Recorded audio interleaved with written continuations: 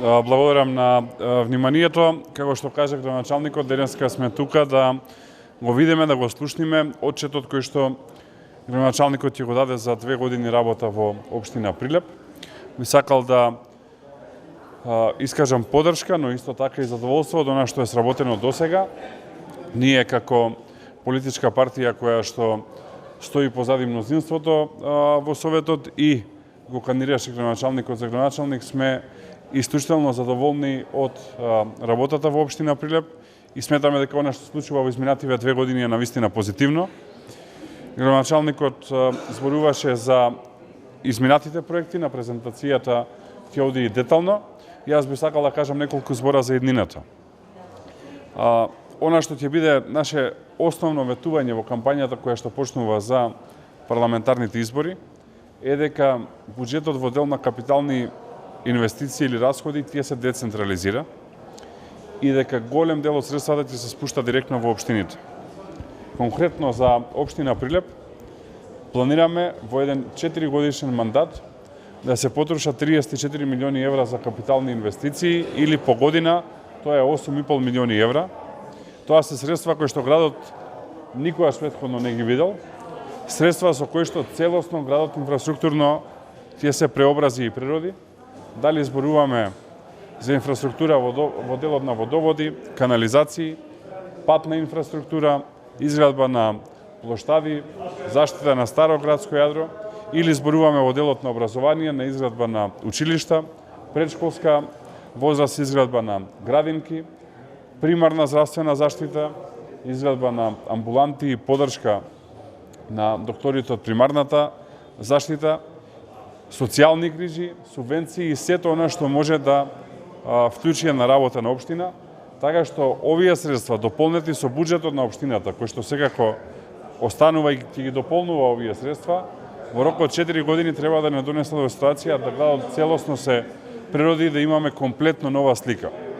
Ова паралелно со силната битка со организиран криминал и корупција, која што ќе се случи, и првите резултати ќе се видат уште во првите 100 дена, каде што оние за кои што има сомнежи ќе бидат изведени пред лицето на правдата, како и силниот интензитет на поддршка на стопанството и на домашните и иностранските инвестиции, пред се поддршка на извозот, затоа што сме ние мала држава и мора да стимулираме извозни фирми кои што ќе носат работни места и пари во Македонија. Овие три работи заедно направат многу попријатно место за живење.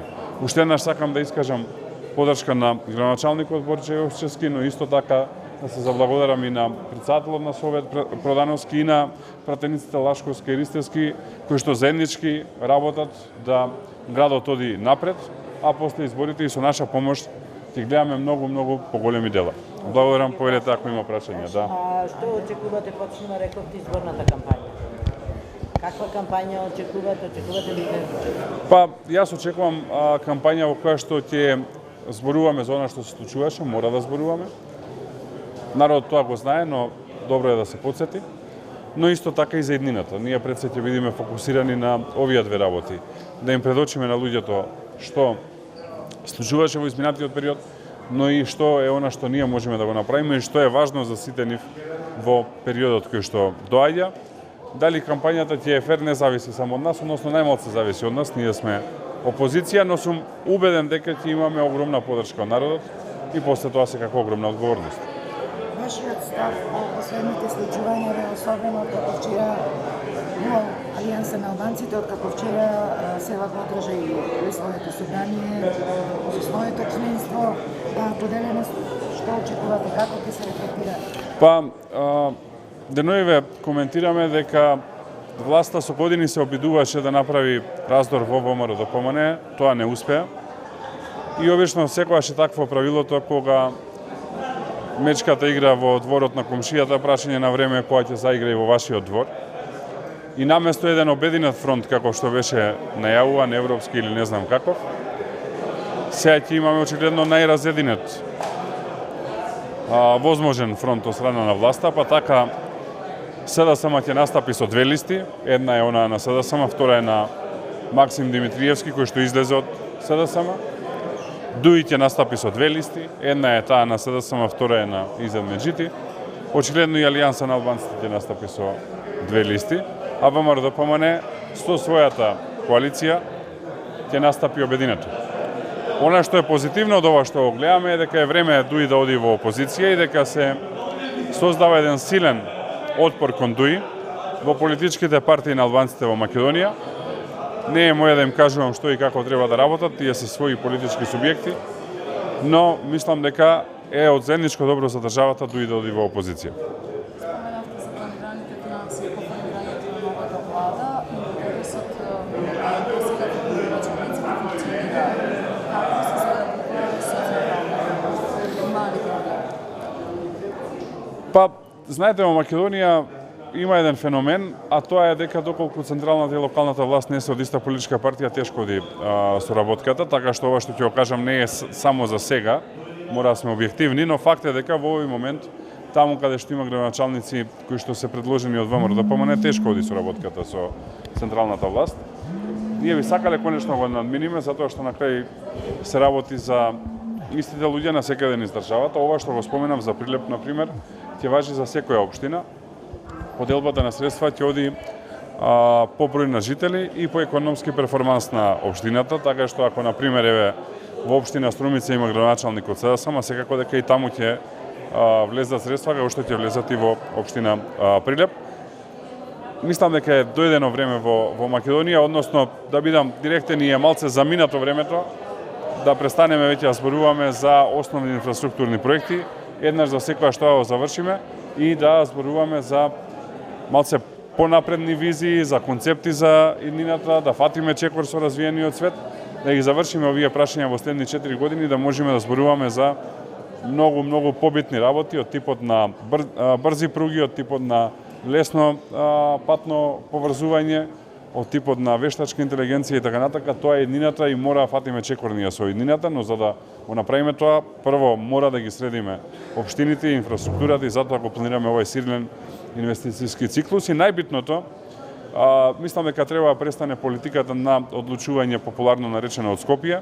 Мислам дека многу подобро градоначалникот тука, советот и пратениците знаат кај да ги потрошат парите, отколку ние седниме во кабинет во Скопје и да кажеме, мислиме за Прилеп дека е најдобро булевар да се гради, а булеварот на пример не е потребно е нешто друго што градоначалникот ќе го одлучи, на пример училиште. Така што дојдено е и тоа време да малце повеќе се даде шанса на општините, на градовите сами да решаваат без мешање од централната власт. Уште едно кратко прашање, здравствените работници кои што требаш да добијат трансформација на нивното вработување, имаше реакции во Скопје, имаше и во Прилеп, меѓутоа за Медичкото за здравство кажа дека независно од изборите процесот ќе продолжи.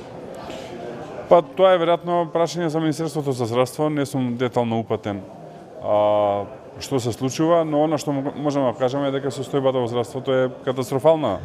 Гледате што се случува со болницата тука во Прилеп, да не зборувам со клиничката болница во Битола, и тоа е наш силен фокус на кој што ќе работиме во период кој што доаѓа. Излеговме со одредени контури на програмата за здравство, ќе одиме детално, пред се ќе вложуваме во човечки капитал, а тоа е од помошен персонал како што се болничарите, завршувајќи со врвните доктори, да можат да се најдат тука во Македонија да работат и особено регионален развој, како не би морале сите пациенти да патуваат во клиничкиот центар во Скопје, туку да можат здравствената заштита не само основна, туку и зошто да не до терцијарна, можат да ја наоѓаат поблиску до местото во кое што живеат. Политички партии, дали сте размислували за постизборна коалиција или сте разговарали веќе со некои од нив? Размислуваме, да, сме разговарале, се уште не. Знам дека ова сега што ќе го кажам, Дуи ќе си го употреби во нивна кампања, затоа што нели за се ВМРО-ДПМН не е криво, но нашата преференција би била Дуи да оди во опозиција. Се креираат пратеничките листи, со каква пратеничка листа ќе излезе во четвртата изборна единица? За тоа ќе почекате уште малце, ќе замолам за трпение, има време. Одлуката ќе се прави некаде на крајот на март, почетокот на април. Така што во тој временски период ќе излезиме, но сум убеден дека ќе е најквалитетната. Ние на минатите избори добивме огромна поддршка во едни комплицирани услови. Сега сум убеден дека ќе имаме огромна победа и во четвртата изборна единица и во цела Македонија. Вие ќе бидете носител на листата? Рано е за тоа, рано е да се каже. Кажав, крај на март, почеток на април ќе ги имаме листите, на остелите веројатно малце порано. Но тие одлуки ќе ги правиме во следниот период. Ќе дојдам пак, не е последно доаѓање, така што и да одлучиме, ексклузивката ќе е тука во Прилеп, тоа можам да ви ветам сигурно. Фала. Фала.